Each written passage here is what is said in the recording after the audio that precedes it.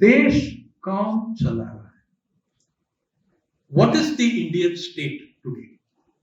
And who is running the Indian state? ये important सवाल। मैं कह रहा हूं कि आप जो देख रहा है आज, वो consolidation of the corporate state, वो चल रहा है।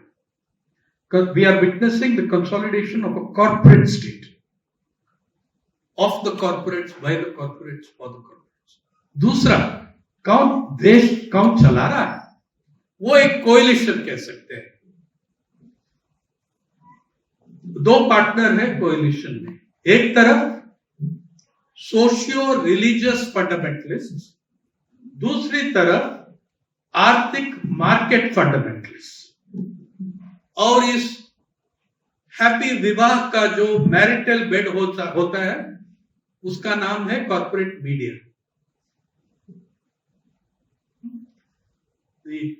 The happy union shares the marital bed, which we call the corporate media, because 80% of your circulation, channel, audiences, all of this is controlled by corporations.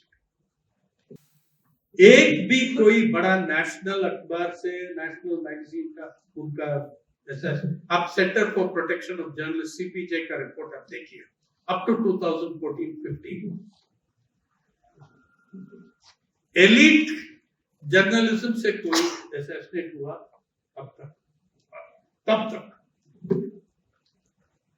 और सब जो छोटा stringers, जिनका ताकत कम है, जिनका प्रोटेक्शन नहीं है, they were the ones getting killed.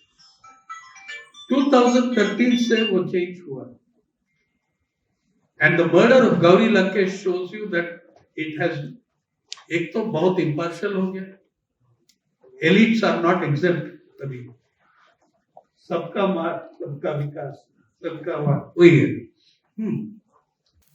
Ali Javed was a contemporary, slightly senior to me in Jawaharlal Nehru University. माफ कीजिए, मैं मेरी मुंबईया बोली में बात करता हूँ। I speak 4-5 languages equally badly. और मुंबईया बोली में मतलब 3 शब्द अंग्रेजी, 2 शब्द हिंदी, 1 शब्द मराठी भी घुस जाएंगे। सबसे पहले मैं आप लेखक लोग को एक सजेशन देता हूँ, फ्रेंडली सजेशन। मैं ये टर्म जो है bulldozer justice, I suggest you change it.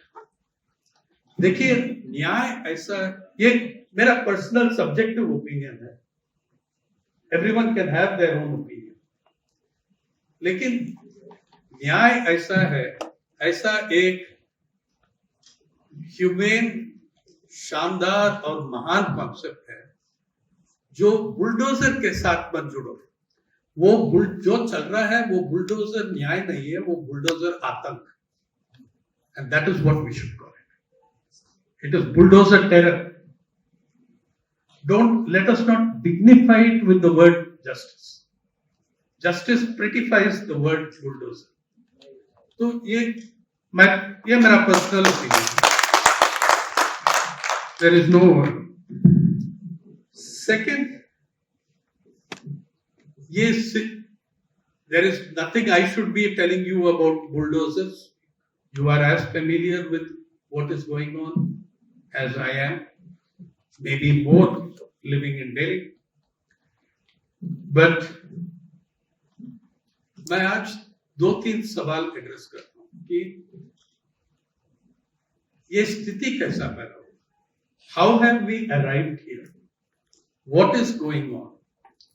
And the special responsibility for लेखक और पत्रकार लोग का, उनका जिम्मेवारी इस स्थिति में। What is our responsibility in this time?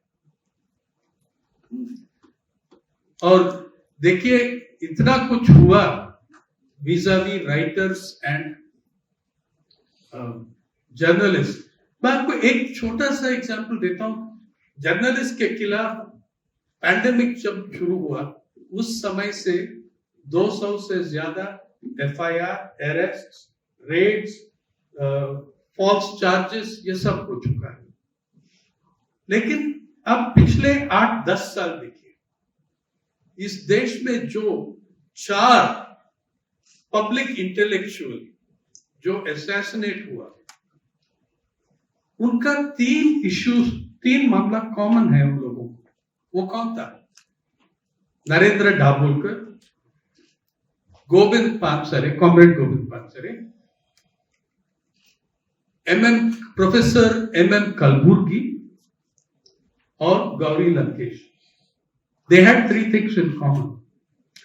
वो अलग अलग फील्ड्स में था, लेकिन सब लेखक था और सब भारतीय भाषाओं में लेखक था। They were all writers in the Indian languages. Yeah, and they were all prolific journalists and columnists. Narendra Dabholkar, बहुत लोग नहीं जानते कि वो 25 साल का एक मैगजीन चला था, एंटी सुपरस्टिशन मैगजीन, अंधश्रद्धा निर्मूलन समिति का। और मैं वो 25 वाला साल का कॉमेमोरेशन लेक्चर मैंने ही दिया। तो he was very much an active journalist and writer also, apart from being anti-superstition activist. Comrade Govind Pansare, हाँ, कम्युनिस्ट था, ट्रेड यूनियन लीडर था, बट आई मेंटेन शिवाजी के ऊपर सबसे इंपॉर्टेंट किताब उसी ने लिखा 1980 में, शिवाजी कौन था। And what a book! अभी भी it is alive and comrade Pansare is dead, but the book is alive. A book that showed Shivaji in a non-communal, non-religious light as a king of peasants and farmers. और columnist था और TV पे debater था। कलबुर्गी साहब academic professor, x vice chancellor भी रहा और columnist था, राइटर था, लेखक, पत्रकार। गौरी, अब सब जानते हैं कि वो बाइलिंगुअल था, अंग्रेजी और Kannada. But please understand that those who killed these journalists, जिसने इन लोगों को मारा, असैसिनेट किया, they feared them for their writing in Indian languages. This is the important thing to know. From 1991 to 2015, of all the journalists assassinated in this country, murdered, killed, ज्यादा से ज्यादा small town और ग्रामीण इलाकों का पत्रकार था। एक भी कोई बड़ा नेशनल अखबार से, नेशनल मैगजीन का उनका ऐसा, आप centre for protection of journalist CPJ का रिपोर्ट आप देखिए, अप टू 2014-15 एलीट जर्नलिज्म से कोई असैसिनेट हुआ अब तक, तब तक। और सब जो छोटा स्ट्रिंगर्स, जिनका ताकत कम है, जिनका प्रोटेक्शन नहीं है, they were the ones getting killed. 2013 से वो चेंज हुआ, and the murder of Gauri Lankesh shows you that it has, एक तो बहुत impartial हो गया, elites are not exempt कभी, सबका मार, सबका विकास, सबका वार, वही है। So the kind of situation that has developed, मेरे ख्याल में you have to look at 2 issues. मेरे लिए इस देश का सबसे बड़ा प्रॉब्लम जो है, सबसे नंबर 1 इशू, जिससे आपका बुलडोजर इंजस्टिस आती है, बुलडोजर का टैक्टिक्स आती है, ये सब पिछले 30 साल में देश का फास्टेस्ट ग्रोइंग सेक्टर आईटी नहीं, असमानता, inequality in every sphere, class, caste, gender, region, वो असमानता का आउटकम है, ये the inequalities that we are seeing. And we are also seeing the inequality in telling of this Nations history. ये 75 साल आपका आजादी, सरकार ने एक नया वेबसाइट लॉन्च किया। अब देखा है कोई? आजादी का अमृत महोत्सव, सिर्फ 110 करोड़ का एक्सपेंडिचर था उसमें, 110 करोड़। और देखिए, मैं उस वेबसाइट से आपको बता रहा हूं उनका एक्टिविटीज क्या है।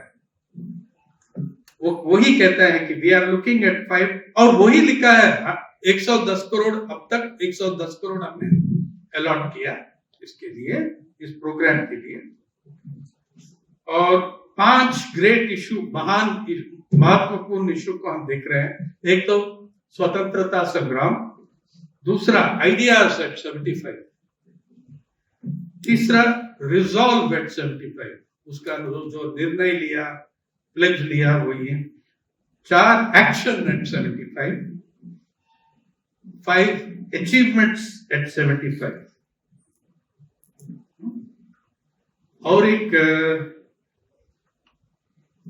200 एंट्रीज है और 250 एंट्रीज है वो अचीवमेंट्स के बारे में। और उनकी क्लेम पे हम हर रोज 50 इवेंट ऑर्गेनाइज कर रहे हैं। 2 इवेंट्स पर आवर, हर घंटे 2 इवेंट, इसके लिए आजादी सेलिब्रेट करने के लिए 2 events per hour, 1 event every 30 minutes. 110 crore है तो कर सकते हैं। और न्यूज़पेपर एड्स, ये सब है उस प्रेस में। ये 50 इवेंट जो है, 50 इवेंट जो है हर दिन, किस टाइप का इवेंट है आप देखिए, एग्जामिन करो वो वेबसाइट को। अरे वो तिरुनेलवेली में जो एक स्कूल में कोई बच्चे लोग वंदे मातरम गाया, वो एक इवेंट बन गया उसमें, सेलिब्रेशन ऑफ 75th ईयर। ऐसा कलेक्ट करके they are showing you 6700 events. सवाल यह है कि वो 110 करोड़ का आ गया और आने वाला है पैसा, वो भी लिखा है। That is the first instalment, the 110 crores. But let us come back to the inequality, असमानता। और ये भी है कि देश कौन चला रहा है। What is the Indian state today? And who is running the Indian state? ये इंपॉर्टेंट सवाल। मैं कह रहा हूं कि आप जो देख रहा है आज, वो consolidation of the corporate state, वो चल रहा है। We are witnessing the consolidation of a corporate state, of the corporates, by the corporates, for the corporates. दूसरा, देश कौन चला रहा है, वो एक कोएलिशन कह सकते हैं। 2 पार्टनर है कोएलिशन में। एक तरफ सोशियो रिलीजियस फंडामेंटलिस्ट, दूसरी तरफ आर्थिक मार्केट फंडामेंटलिस्ट। और इस हैप्पी विवाह का जो मैरिटल बेड होता है, उसका नाम है कॉर्पोरेट मीडिया।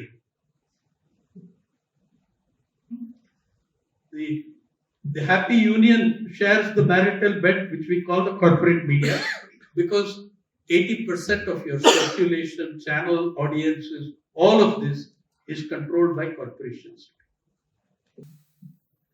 और आप देख सकते हैं उसमें कंटेंट, जब किसान आंदोलन को कवर करते हैं, जब एक तीसरा सेटलवाद और जुबैर मोहम्मद का इशू कवर करते हैं, you can see the reflection of the corporate control. तीसरा सेटलमेंट जून 25 तारीख, जो इमरजेंसी का दिन था, उस दिन उनकी अरेस्ट हुई। उसके बाद 3 हफ्ते मेरा कलीग्स जो है People's Archive of Rural India में स्टूडेंट लोग हैं, वो अभी ग्रेजुएट हुआ, 3 हफ्ते 6 बड़ा न्यूज़पेपर को मॉनिटर किया, एडिटोरियल्स देखा और ऑपेड्स देखा। ऑपेड पेज में कुछ अच्छा आर्टिकल आया था, जैसा एक्सप्रेस में प्रताप भानु मेहता का क्रिटिसिज्म आया, लेकिन एडिटोरियल्स में एक एडिटोरियल था नहीं अंग्रेजी बड़ा प्रेस में जो आउटराइट क्रिटिसाइज या कंडेम किया ये अरेस्ट, एक भी एडिटोरियल नहीं। क्यों? मैं कहता हूं कि सिर्फ डर का नहीं है, इसमें there is fear but there is also collaboration and connectives. तो let me give you a picture of Indian inequality in 2022.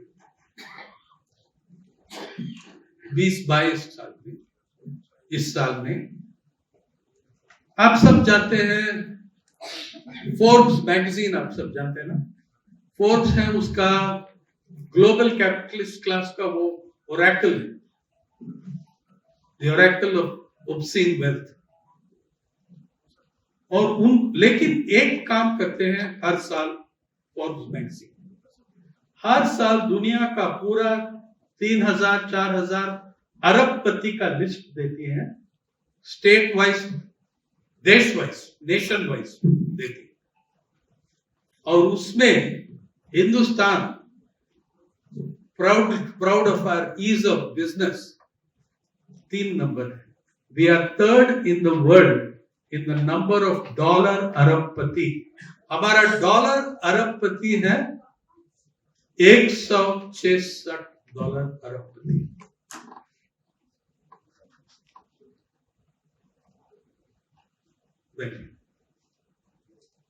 $166 अरबपति। जिस देश में 1991 में एक भी डॉलर अरबपति नहीं था। Forbes list is the definitive authoritative list of billionaires. 5-6 list है, हुरुन लिस्ट है, हुरुन वेल्थ लिस्ट है, लेकिन फोर्ब्स तो सब मानते हैं कि देखो ये अरबपति का आयतुल्ला है। तो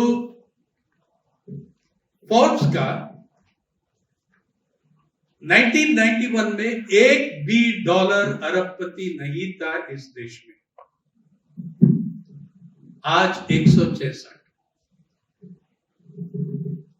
191 में 0, फिर उसी साल आपने हमारा नया पथ स्टार्ट किया, आपने new liberal globalisation, liberalisation, privatisation हमने स्टार्ट किया, और प्राइवेटाइजेशन इतनी दूर चली गई कि यही इसलिए लेखक का जिम्मेवारी इतना इंपॉर्टेंट है। You have seen the privatisation of everything including intellect and soul. जो पब्लिक, जिसका जो बिका नहीं उसको कहता है पब्लिक इंटेलेक्चुअल, वही बचा। तो ये है 2000 में 8 बिलियनर हो गया, 8 अरबपति बन गए।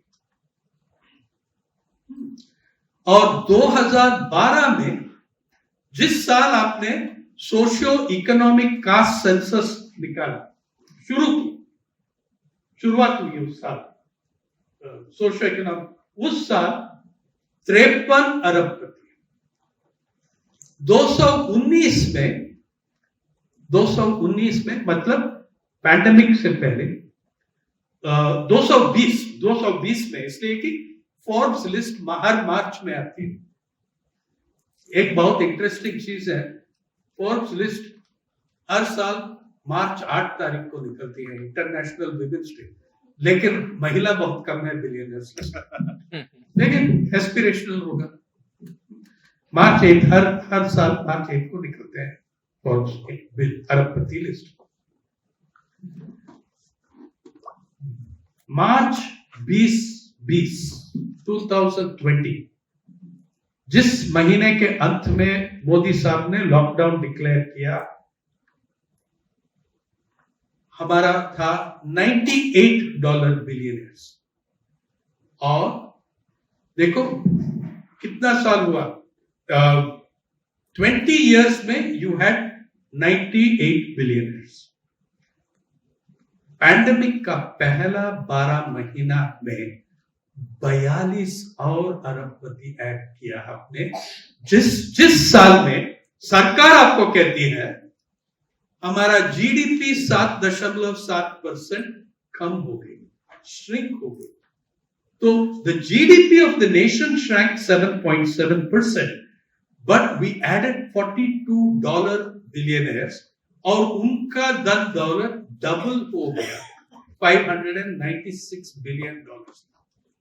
$596 बिलियन जीडीपी का 27%.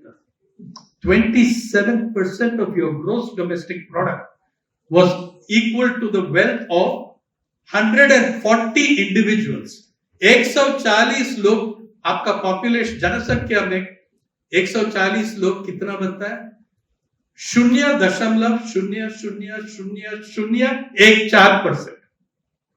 और उनके हाथ में 27% जीडीपी. और पैंडेमिक और काउंट किसका बढ़ गया?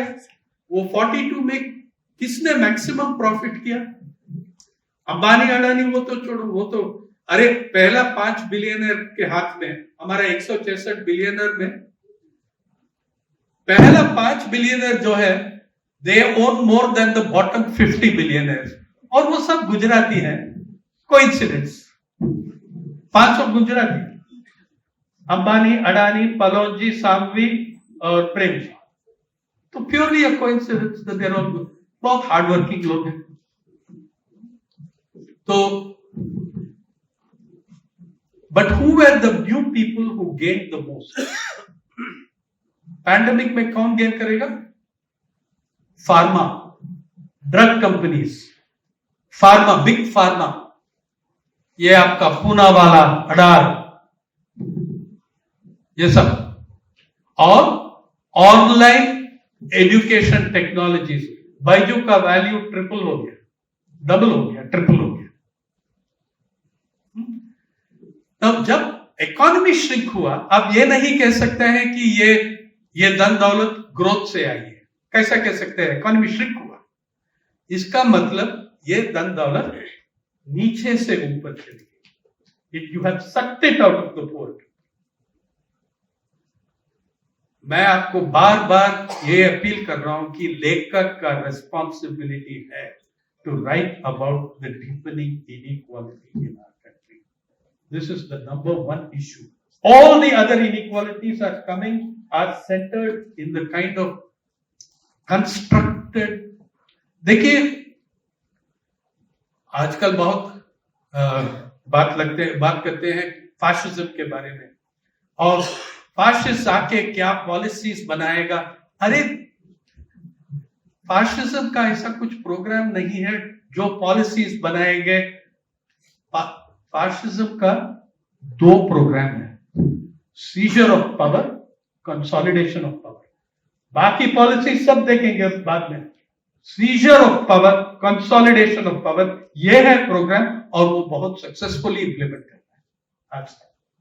It is being very successfully and forcefully implemented. What are we doing? हमारी जिम्मेवारी क्या है? What is the responsibility of the writer and the journalist? क्या 90 साल पहले किसी ने बर्टोल्ड ब्रेक्ट से पूछा, will there be singing in the dark times? मतलब अंधकार का समय में गाना होगा क्या? और उसने कहा अंधकार के समय के बारे में गाना होगा. Yes, there will be singing of the dark times. This is what the writers and poets have to do now. दो महीने पहले मैंने एक बहुत बढ़िया, the only lit fest I have enjoyed, मैंने गया दावणगेरे में, कर्नाटका में, जहां I will say the writers और poets of Karnataka are showing the way. अभी देवनूर महादेवा का वो किताब आया आरएसएस के बारे में, आप देखिए क्या किताब है. अंग्रेजी का ट्रांसलेशन भी चल रहे हैं. One of my friends, I think sitting here in the audience, Saba Naqvi ने हमको दिया ट्रांसलेशन, मैंने देवदूत को मिला उस समय, लेकिन वो इंग्लिश ट्रांसलेशन नहीं था उनके पास उस समय। इतना बढ़िया है, what a fantastic book, what a fantastic piece of writing. All of last night I sat reading it. What is लेकिन दावणगेरे वो आया नहीं। मैंने गया दावणगेरे, मैंने लिटफेस्ट में नहीं जाता हूँ, JLF KLF में नहीं जाता, वो मेरा सर्क्यूट नहीं है, वो ब्यूटीफुल पीपल का सर्क्यूट है ना, किसान मजदूर का सर्क्यूट नहीं है, पत्रकार का सर्क्यूट नहीं है। तो लेकिन दावणगेरे में मैंने इसलिए गया, वो यूनिक लिटफेस्ट किया था उसने। किसने उद्घाटन किया उसको, दावणगेरे लिटफेस्ट को? वो बुलाया था इनॉग्रेशन करने के लिए, वो बुलाया नबी साहब किलेदार। नबी साहब किलेदार एक वाटरमेलन तरबूजा वेंडर था, जो 15 साल धारवाड़ का हनुमान टेम्पल से बाहर खड़ा होके तरबूजा बेच रहा था। He was selling watermelons outside the Hanuman temple for 15 years. फिर ये श्रीराम सेने कौन है? कनाडा इक्विवेलेंट बजरंग दल, लेकिन समझो कि बजरंग दल ऑन स्टेरॉइड्स। वो आके उसका पूरा हाथ तोड़ी, इसके they destroyed his cart, they destroyed 8,000 rupees worth of watermelon produce। ये सब करके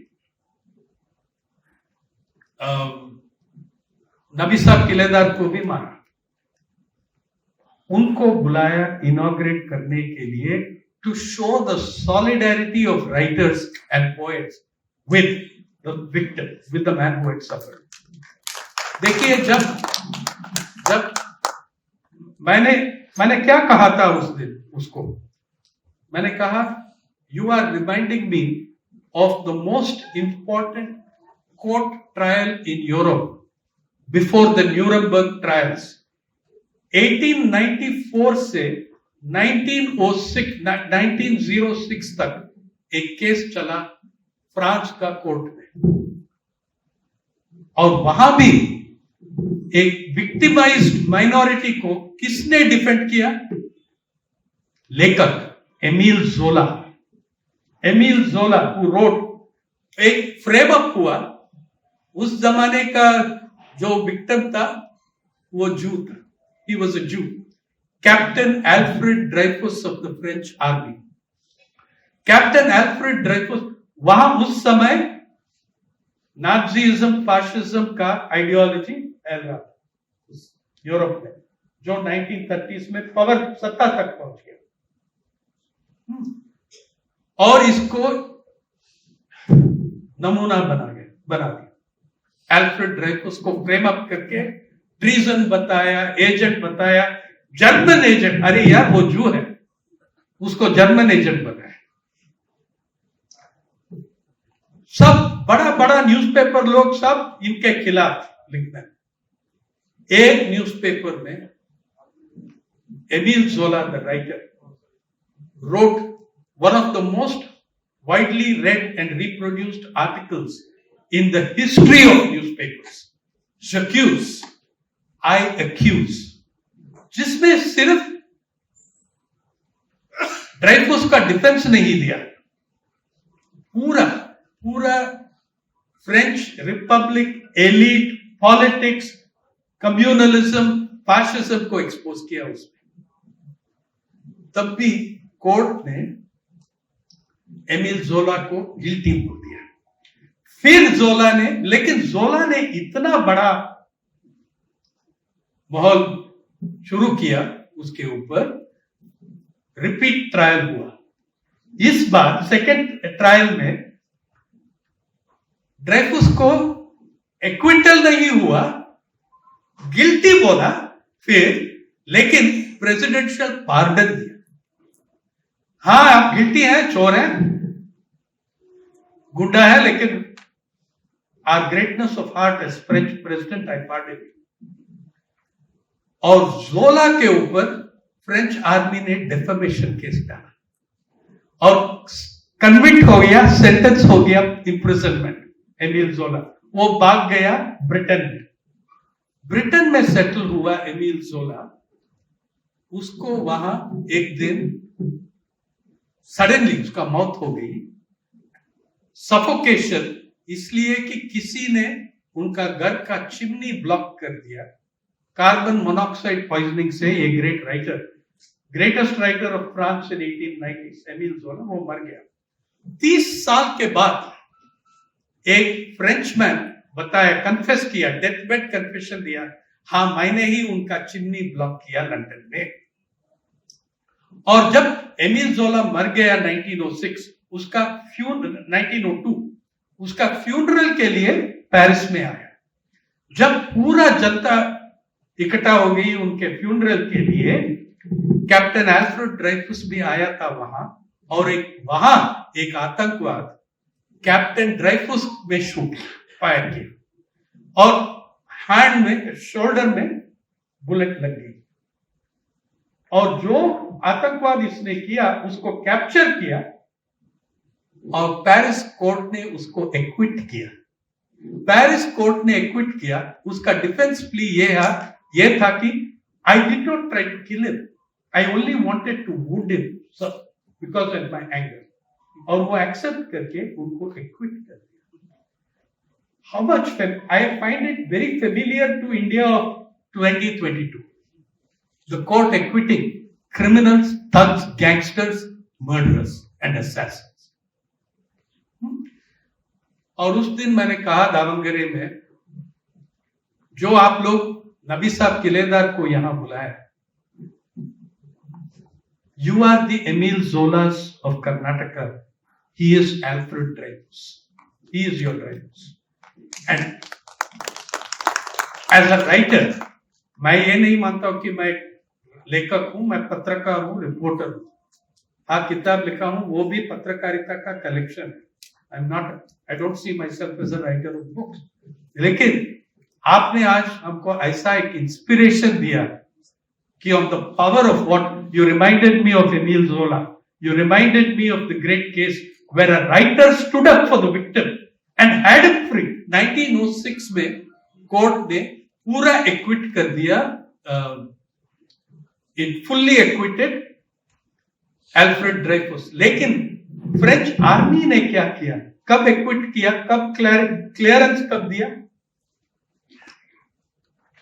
French army cleared Alfred Dreyfus' name in 1995. एक सेंचुरी से ज्यादा, 110 साल के बाद उसका नाम क्लियर किया फ्रेंच आर्मी। यही है। Now you look at the programme of those in power in vilifying writers, poets. I'm also very proud of this country's writers and poets. These are the people जो award वापसी launch किया. It came from the writers and poets of this country, and that's why I'm here with you today. That is the inspirational role and responsibility you have. Come back to the inequality. किसका धन दौलत ज्यादा बढ़ गया 2020 to 2021? पहला pandemic का पहला 12 महीने में अंबानी साहब का बढ़ गया बेचारा 127% सिर्फ। गौतम अडानी का बढ़ गया 467%।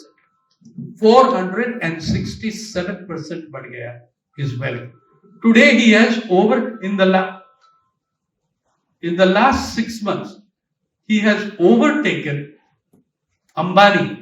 Today the value of Mr. Adani is $116 अरब। ये उसका कंपनी का वैल्यू नहीं है, खुद अपन उनका पर्सनल धन दौलत $116.3 अरब $। और अंबानी जी बेचारा वो रह गया पीछे, $103 अरब। रिलायंस का वेल्थ नहीं है, उनका पर्सनल वेल्थ है। देखिए, जब किसान आंदोलन इस शहर का गेट में बैठे हैं, एक भी अखबार, एक भी चैनल, एक भी न्यूज़पेपर आपको बताया कि टीकरी, सिग्गू, शाहजहांपुर में जहां किसान खड़े हैं, एवरी सेकेंड स्लोगन, हर दूसरा नारा अंबानी अडानी, अंबानी अडानी का नाम दिया। लेकिन आप ये नहीं बताया पेपर में, चैनल में, पोर्टल में कि अंबानी का पर्सनल दौलत पंजाब का जीडीपी से ज्यादा बड़ा है। Ambani's personal wealth is greater than the GDP of Punjab. Adani's personal wealth is greater than the GDP of Haryana. Haryana is greater GDP than Punjab. Okay? Between two of them, their combined wealth is greater than the combined GDP. GSDP कहते हैं, Gross State Domestic Product. State GDP को हम GSDP कहते हैं. The combined GSDP of Haryana and Punjab, the personal wealth of Ambani and Adani is greater than that. ये क्यों नहीं आता अखबार में? इसलिए एक कारण है, उस साल उस टाइम पे देश में सबसे अमीर आदमी कौन था? मुकेश अंबानी। इस देश में सबसे बड़ा मीडिया का मालिक कौन था? मुकेश अंबानी, वही मुकेश अंबानी।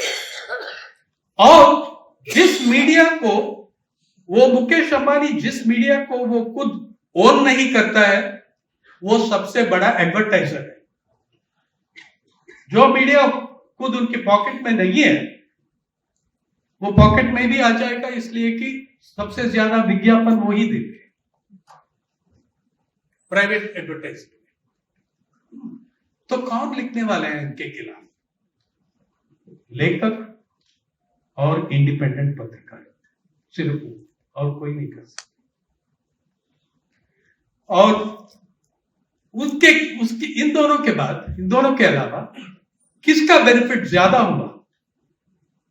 फार्मा, अडार, पूनावाला, वो सब, और ऑनलाइन एजुकेशन। आप देखिए, अभी भी मैं वेट कर रहा हूं जहां लेखक इसके बारे में कुछ नॉवल या किताब या कुछ लिखेंगे। हमने पत्रकार लोग, हमारा People's Archive of Rural India में, बाय द वे, हमने 14 भाषा में पब्लिश करते हैं हर दिन। We publish in 14 languages. अभी छत्तीसगढ़ी भी ऐड किया हमने। मैं उसके बारे में भी आता हूं, what is the importance of fighting for language and culture. No, I'll come to that. But ये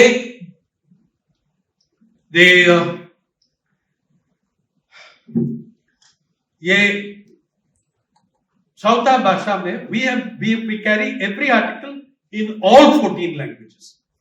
Equality and parity हमारा स्लोगन है। Every Indian language is your language. Every Indian language is your mother tongue. And ये है, हमने study किया आदिवासी इलाकों में और दलित कॉलोनीज में। मैंने रिपोर्टर से एक एक्सरसाइज दिया। आप देखिए कि आदिवासी लड़की 18 साल से नीचे, कितने आदिवासी लड़कियां के पास खुद एक स्मार्टफोन है? आप ऑनलाइन एजुकेशन कह रहे हैं, उनके पास पर्सनल स्मार्टफोन है रिसीव करने के लिए? एक भी नहीं मिला। महाराष्ट्र में थाने और पालघर आदिवासी इलाकों में एक भी लड़की नहीं मिला हमको जिनके पास उनका खुद पर्सनल स्मार्टफोन थी। वो कैसा काम करती है, कैसा स्टडी करती है वो लड़की? जब उनका पिताजी या बड़े भाई संडे घर आते हैं, ब्रिक किल से, ईटा वाला बनाते हैं ना, जो ब्रिक किल से संडे को वो घर आती है, उनका phone, you beg your brother or your father to borrow the phone. लेकिन जब इतना पाइल अप हो गया, पीडीएफ्स, आपको एडिशनल पैकेज के लिए पेमेंट करना पड़ता है 200 रुपया। और एक दिन में आप कितना पढ़ेंगे, कितना डाउनलोड करेंगे? और वी आर ऑल एडिटोरियल्स में सब हम सेलिब्रेट करते हैं, बायजूस, अन अकेडमी, ये वो, कितना what great achievements Indian software and technology has made. Tens of millions of children have been denied education, and millions of new learners have forgotten the ABCs. Millions of new learners have forgotten how to read and write. और ये कौन सा ज्यादा है इसमें? आदिवासी, दलित। इसलिए कि सरकारी स्कूल में जहां फैसिलिटीज है ही नहीं, ज्यादा सरकारी स्कूल में कौन जाता है? आदिवासी, दलित। 77% of Adivasi children go to government schools. दलित भी ज्यादा है, बाकी सब प्राइवेट स्कूल में जाते हैं, और पोर ओबीसी ऑल्सो आते हैं इसमें सरकारी स्कूल में। तो ये असमानता देखिए कितना बढ़ गई, how much it has grown. ये मैं पैंडेमिक को ऐसा देखता हूं, आई सी कोविड-19 एक as a brilliant unsparing postmortem autopsy, आपका समाज का एक ऑटोप्सी किया जिसमें आपको every nerve, sinew, bone, muscle, artery is visible. The ugliness of our inequality is visible in the corpse on the table. ये कोविड-19 ने आपको दिया। पहले भी था वो कॉर्प्स, वो लाश पहले भी था टेबल पे, but we could turn our heads away. कोविड-19 में we could not turn our heads away because sometimes we knew the corpse. तो I think this has given us an opportunity, a time to reflect for writers, poets, journalists, to think about where this inequality is taking us. अभी एक हफ्ते पहले Supreme Court ने declare किया that presumption of innocence until found guilty, democratic jurisprudence में एक basic founding principle है, लेकिन सुप्रीम कोर्ट ने डिक्लेयर किया presumption of innocence is not the binding principle. Enforcement directorate को एक सुपर स्टेट बना दिया। Where are we as writers, poets, journalist, where are we going to stand up and take this on? Where are we going to से this is it for me, I have had enough of this, I will not, this is not acceptable, I will resist. I think a start was made that day in Daur. Meanwhile, देखो journalism में cliché को क्या कहते हैं हिंदी में? दम। What do you say for cliche? दम। बार-बार दोहराई जाने वाली बात कह सकते हैं। हाँ ठीक है, क्लीशे ही कह दूं। पत्रकारिता में एक बड़ा क्लीशे है, सत्ता के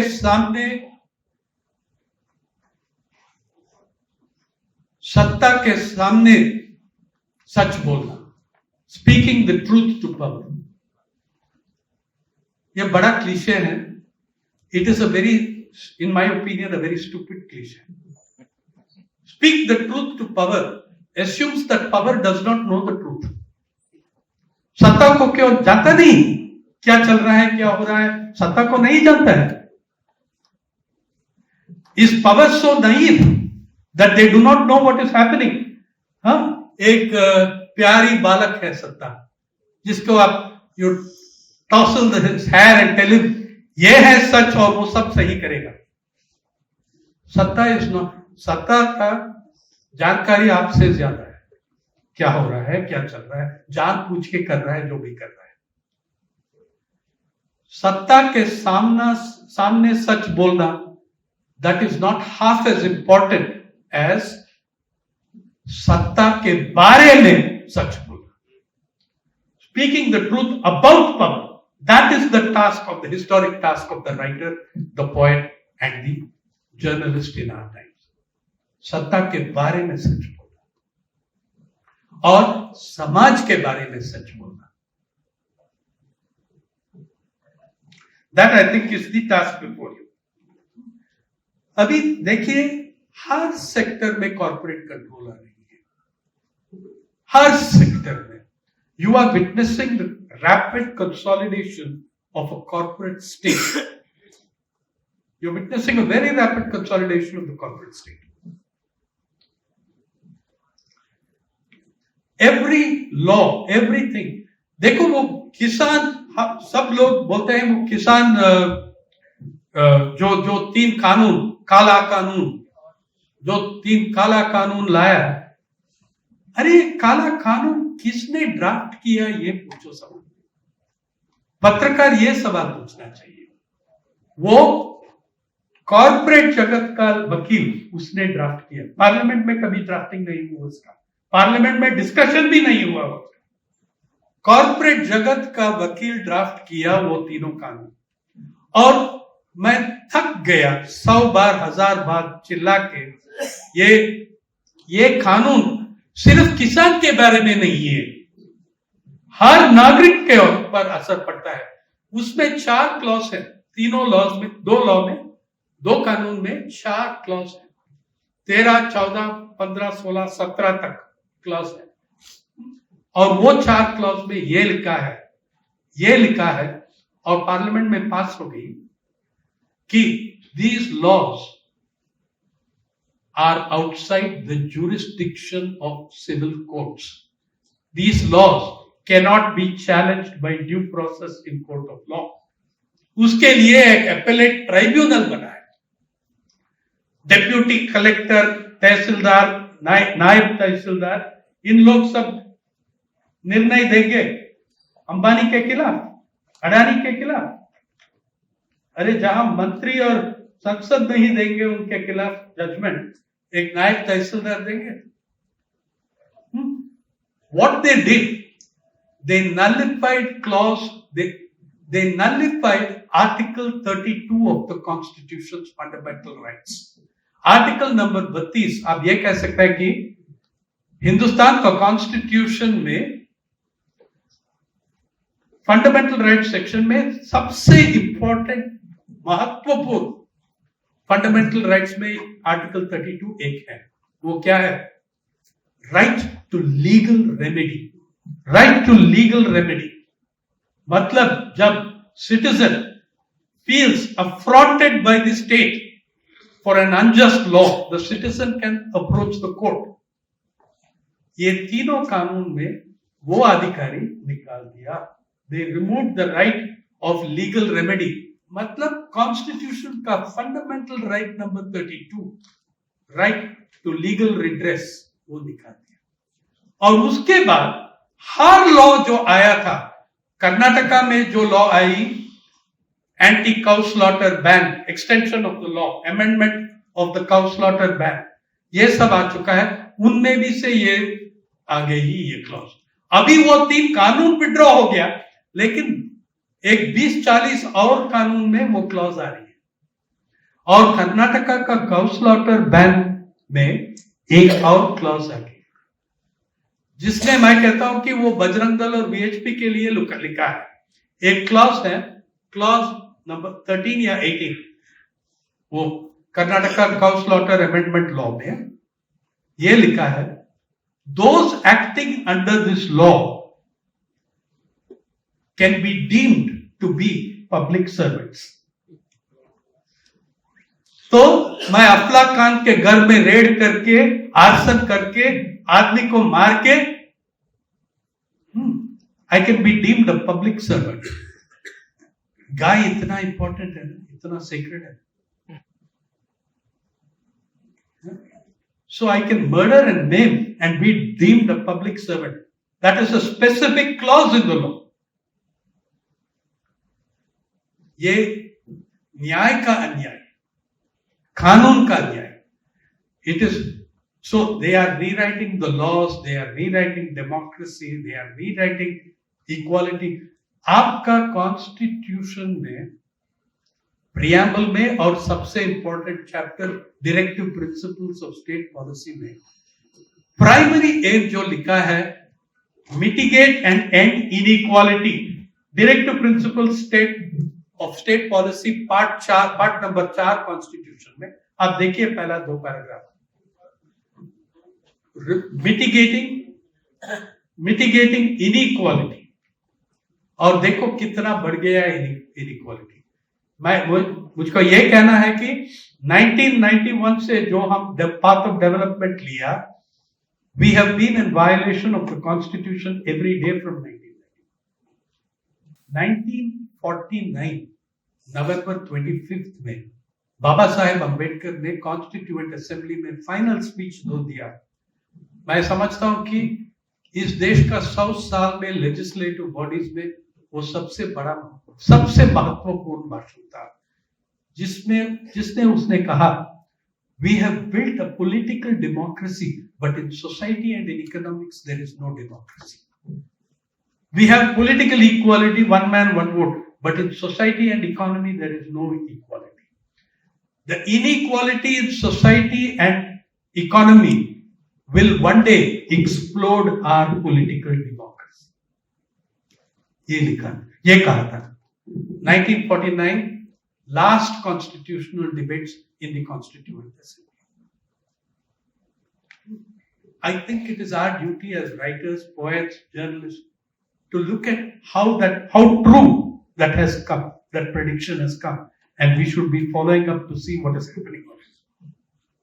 The inequalities are not just of economics, there's also of caste, of society, as he said, a society of graded inequalities. Jab in the public sector you have lost 2 million jobs, who are the worst affected? Jaisa online education mein, who are the worst affected? Dalits, Adivasis, poor OBCs. जब आप public sector का 20 lakh job कम कर दिया 20 साल में, who are the worst affected? Class 3, class 4 jobs of Dalits, Adivasi. देखो हमारा समाज में we are such a casteist society. हर इंस्टीट्यूशंस वो वर्ना सिस्टम पे चलती है। पब्लिक सेक्टर जॉब्स में भी 4 वर्ना है, क्लास 1, क्लास 2, क्लास 3, क्लास 4। आप देखो क्लास 4 में कौन है, कितने ब्राह्मण लोग होगा क्लास 4 में जॉब्स, और कितने दलित आदिवासी होगा क्लास 1 में। Our varna system applies to everything, education, it applies to schooling, it applies to all institutions, it applies to the judiciary, it applies to the public sector, it applies to employment of all kinds. और अभी बता रहे हैं कि Agnipath will give a new employment. देखिए ये अग्निपथ जो है, it is not a recruitment scheme, it is a retirement scheme. It is a retirement scheme, not a recruitment scheme. और ये भी मैं आपको ये कहना चाहता हूं, this is by the way an anti farmer act. क्यों? Many people don't recognise this. इस देश का जवान कौन है? इस देश का आर्मी का जवान, मैं एयरफोर्स नेवी के बारे में बात नहीं कर रहा हूं, आपका जवान इज अ किसान इन यूनिफॉर्म। 200 साल वही है। और आप देखिए प्रोटेस्ट कहां आई है, Sikar, Jhunjhunu, major recruitment grounds of the army, वहीं आया था protest. The Agnipath is bitterly anti. Punjab में they defuse the protest by threatening, आपका रिक्रूटमेंट बंद हो जाएगी अगर आपके खिलाफ कोर्ट केस आएगा इसके बारे में। It is an anti farmer law. It is again and again spending more money on corporations, contracts. ये है the inequality is being established in each and every sector. Farming sector में अभी भी हर newspaper support करते हैं प्रधानमंत्री फसल बीमा योजना।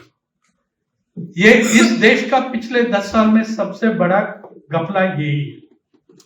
और अब तक 7 राज्य विड्रॉ कर चुका है इस स्कीम से, और सबसे पहला राज्य जो विड्रॉ किया प्रधानमंत्री फसल बीमा योजना से Gujarat, the first state to withdraw, saying you are paying too high prices to the corporations.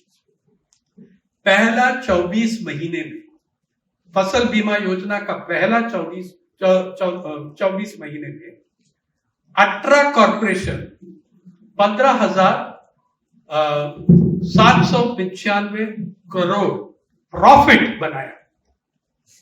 मतलब हर दिन का 21 करोड़ प्रॉफिट, हर दिन का 21 करोड़ प्रॉफिट. किसान का 86% रिजेक्शन परसेंटेज है इंश्योरेंस क्लेम्स में. आप देखिए online education, farming, army recruitment, हर सेक्टर में कॉर्पोरेट कंट्रोल आ रही है. फर्मली वो कॉर्पोरेट कंट्रोल आ चुका है. अरे the emergency saw the consolidation of the state as authoritarian. We are seeing the consolidation of the state as corporate psychopaths, of corporate sociopaths. That is the consolidation of the state we are witnessing now. Much further than anything that you and I saw in the emergency. अभी इतिहास कर्नाटका में जो चल रहा है, बाकी राज्यों में भी बहुत हो रहा है. The rewriting of history. Again and again I am saying, think about our responsibility as lekar, patrakar. Think about our responsibilities. Not only are they rewriting history, they are rewriting their own rewriting. 1990s में आप लोग को याद होगा एक founder vice president of the BJP, वो भी एक हिस्टोरियन रहा, के.आर. मलकानी. के.आर. मलकानी ने जो अभी टिप्पू सुल्तान का डेफमेशन हो रहा है कर्नाटका में. By the way, I was never trained as a journalist, I was trained as a historian JNU में.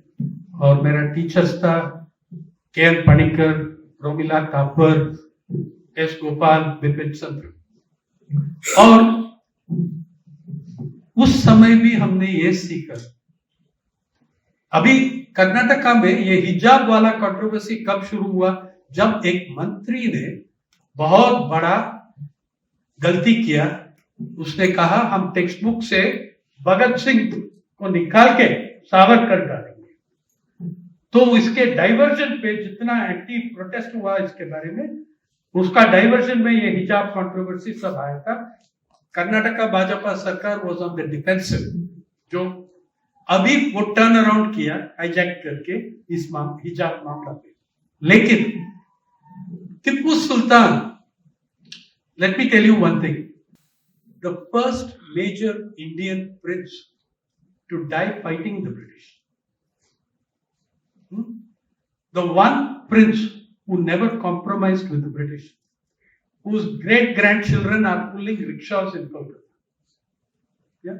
इनको आपने बड़ा विलन बना दिया, एंटी ह्यूमन, ट्रीजनस, ट्रेचरस. लेकिन उस जमाने में संजय कांत ने एक टीवी सीरियल बनाया, the sword of Tipu Sultan, याद है, जिसके ऊपर प्रोटेस्ट हुआ. और Bhajpa, newly formed BJP, formed a committee, one-man committee, K R. Malkani, to study the problem. Malkani ji ने ये लिखा है और वो रिपोर्ट उसने, they buried it immediately.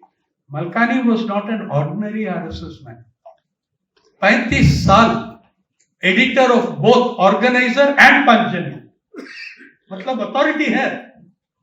और उसने ये लिखा, Tipu was the bravest Indian prince. When he died, Indian independence was set back by 150 years. अभी वो खुद उनका रीराइटिंग तो रीराइट कर, when they are going after we have to challenge this. The writers, poets, the journalists have to challenge. I am making a small contribution to that effort. In 3 months from now, आप देखेंगे मेरा नया किताब, The Last Heroes, Foot Soldiers of Indian Freedom. अभी भी आज जिंदा है. That Indian freedom fight was made by ordinary people, by farmers, laborers. सब ऑक्सब्रिज वाला ब्राह्मण बनिया नहीं है. Very ordinary people who made the revolution. जिसने गांधी भी माना था that these are the people who made us free. Gandhi before and after Champaran was a very different person. When he understood what the masses could do. So, we need to, whichever sector we have looked at it, you find that. Now they are trying to capture स्वतंत्रता संग्राम का विरासत, the legacy of the freedom struggle. They are trying to capture, building great heroes. ये उनका एक ही नाम है. अरे जब मैंने ये 15 फ्रीडम फाइटर को इंटरव्यू किया, the youngest is 94, the oldest is 104. अभी भी जिंदा है 104 वाला, 102 वाला भी जिंदा है. राजस्थान अजमेर में शोभाराम गेहरवाल, वो दलित था, गांधीयन था, गांधीयन है, दलित है. और जिस दिन मैंने गया उनके घर में, अंबेडकर जयंती था, उसने हमको पूछा आपके पास जीप है ना? मैंने कहा सर मेरे पास जीप है. तो हमको अंबेडकर मूर्ति तक ले लो, मैं आपको वो मूर्ति को गार्लैंड करना चाहता हूं. तो वो गार्लैंड किया. मैंने ये शब्द पूछा, गेहरवाल साहब आप डिक्लेयर करते हैं गांधीयन, आप डिक्लेयर करते हैं मैं दलित हूं, वो रामनाथ जी कोविंद का कम्युनिटी है कोई, लेकिन how did you choose between Gandhi and Ambedkar? और उसने हमको ऐसा एक एंग्री जवाब दिया, लेकिन उस जवाब में इतना सेंस है. How stupid some of our own debates are. I asked him, how do you choose between Gandhi and Ambedkar? He said, you choose. Why should I choose? Why must I choose? जब महात्मा का जो principles है, महात्मा का मुझको अच्छा लगता है, मैं उसको फॉलो करता हूं. जो प्रिंसिपल्स है गांधी का, बाबा साहेब का जो अच्छा लगता है, वो मैं फॉलो करता हूं. Why are you making me, forcing me to choose? और जब मैंने बात करने के लिए कोशिश किया, वो बताया देखो बेटे, आगे एक बात बताता हूं, सिर्फ गांधी अंबेडकर नहीं, मैं एक तरफ गांधीवाद के साथ हूं और एक तरफ क्रांतिवाद के साथ रहा. आई वॉज विद बोथ गांधीवाद एंड क्रांतिवाद. These were complex characters. लेकिन एक एलिमेंट मिसिंग है पूरा फ्रीडम स्ट्रगल में. संघ परिवार का कोई रोल नहीं था. जब मैं गेहरवाल साहब के पूछा था, आप आर्य समाजी लोकेलिटी में आया था स्कूल में, ये लोग क्या कुछ नहीं किया वो फ्रीडम स्ट्रगल में? उसने कहा अरे वो लोग, अरे सर एक उंगली का कटाई नहीं हुआ. वही उनका शब्द है, not one cut on a finger did they get. That's a different matter about who assassinated the father of the nation and therefore had an impact on the freedom struggle. Lekin there was no contribution to the freedom struggle. The reconstructed new heroes are coming. The greatest now is Savarkar. Let me tell you, as a historian, as a journalist, and as one living in Maharashtra, what my understanding of Savarkar is. I want to say that Vinayak Damodar Savarkar Sahab was a bona fide revolutionary till 1911. After that, he goes to the other extreme. I do not deny him, and I will not deny him, his role prior to 1911, his ideological stand. And even after 1911, I am saying it is very important for us to know and understand the thought of this person, because it is this person's thoughts who you are seeing in Satta today. It is this person's post-1911 avatar you are seeing in power today. The one thing the RSS has done consistently in 97 years, it has worked towards Hindu Rashtra. That is what it has worked towards. That is what Devanand Mahadeva's book shows us so beautifully. Now, what happens to Savarkar after 1911? Is once he is put in jail, he writes petition after petition after petition to the crown, begging for mercy, begging to be released, promising to collaborate with the British Raj. He writes to the British king, if you release me, I will bring millions of misguided youth to the path of the British Empire, of British civilization. हाँ? और ये लोग हमको कहते हैं कि you believe in imported ideologies. Okay? Savarkar, but most important thing you should know about Savarkar, which the public is not largely aware of. 1926, there was a book, The Life of Barrister Savarkar, published one. उसका author था pseudonym, colonial time है, pseudonym में लिखते हैं. उसका author था Chitragupta. Who was Chitragupta? Chitragupta was the scribe of Lord Yama, और जो अकाउंट बुक्स मेंटेन करते हैं, जो हिसाब मेंटेन करते हैं, नर्क का अकाउंट मेंटेन करते हैं. Chitragupta was the author's name of the book. ये किताब ऐसा इतना हिजियोग्राफी है, आप पढ़ नहीं सकते. बैरिस्टर सावरकर चाइल्डहुड से ऐसा है, very brave, very courageous, very visionary, ये सब था. ब्रेव, फियरलेस, ये सब था उस किताब में. अरे फिर वो किताब प्रोस्क्राइब हो गया 1926 में, जब निकला सरकार ने, ब्रिटिश सरकार ने प्रोस्क्राइब किया. फिर 1946 में आया, 42 में रिपब्लिश हुआ, और फिर 1986 में रिपब्लिश हुआ. सब संघी पब्लिशिंग हाउसेस हो गई. लेकिन 1986 किताब में पब्लिशर एक जवाब दिया हमको. वहां लिखा है किताब में, आप पढ़ लीजिए प्लीज. ये चित्रगुप्ता कौन था? Chitragupta was none other than Savarkar. Writing a biography, writing an autobiography and presenting it as a biography. ये है आपका फ्रीडम फाइटर और hero. Chitragupta was Savarkar himself. When you read the book, you will understand that Mr. Savarkar had a very high opinion of Mr. Savarkar. Please look at how dangerous our situation is, the society's situation is, our understanding is of what is going on. How much we are in trouble. And this is where we have to stand up and fight as writers, poets, journalists, lekak, patrakar, kavi. How do we start that fight? I would suggest 3 things. One is simply the act of intellectual self-defense and resistance. That we will, where there is a lie told, we will call it out as a bluff, as a lie, regardless of the consequences. We will do that. Second, we have to fight the corporate power. The great battle of our time is with the alliance of social religious fundamentalists and corporate market fundamentalists.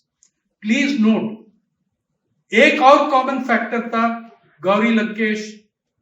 मैंने 3 factor दिया, लेकिन एक और था जिसने मैंने भूल गया, और वो सबसे इंपॉर्टेंट फैक्टर हो सकता है. क्या कॉमन फैक्टर उन 4 लोग का?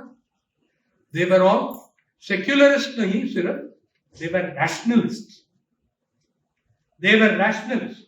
Rationalists are not tolerant secularists.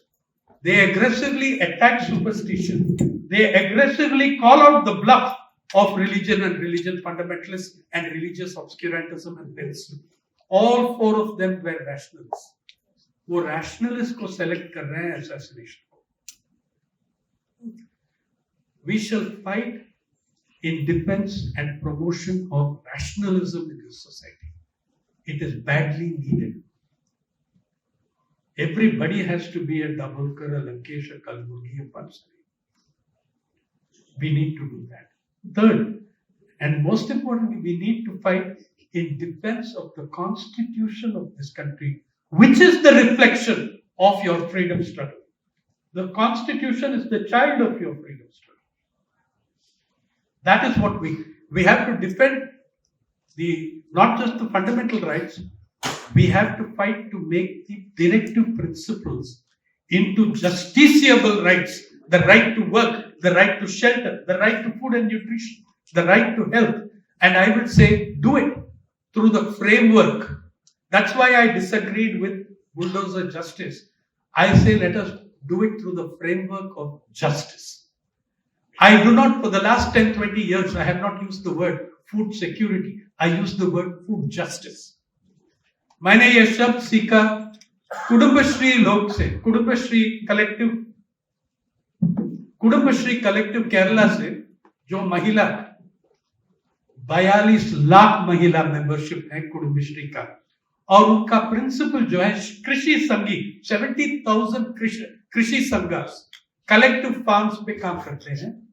और basic principle of food justice ये है, जो फूड प्रोड्यूसर है वो कभी भी the producer should not go hungry. जो भी आप प्रोड्यूस करते हैं पहले उस फैमिलीज को सेटिस्फाई करो, फिर आप मार्केट में जाइए. I am saying we need to think of our concept not as health care, but health justice. We need to think not of food security and food sovereignty, food justice. You can have food security nationally and people starving. You need to have health justice, food justice. You need to have climate justice. You need to have the justice, social, economic, political, that the Constitution promises you in the preamble. Defend your Constitution. And the answer to hatred is not more hatred. Let's not contribute to that. The answer to hatred is not more hatred, because I know that if that increases, I know who will win. And it is not going to be us. We have to fight with reason. We have to choose now in the 75th year between a republic of reason and a republic of rage. A republic of reason and a republic of irrationality. Yeah. What did our freedom fighters fight for? Ask them. In 5 years' time, there will not be even one of them left alive. Honor them on August 15th. Honor them for who they are and what they brought you. And in the fight to defend your constitution, you will unify more people than the individual manifesto of any party can. ये है मुझको इतना तक कहना है कि पत्रकार, लेखक और कवि और पत्रकार का जिम्मेवारी इतनी बढ़ गई. It has never been more important in 75 years. I beg all of us that we should live up to that responsibility. Thank you.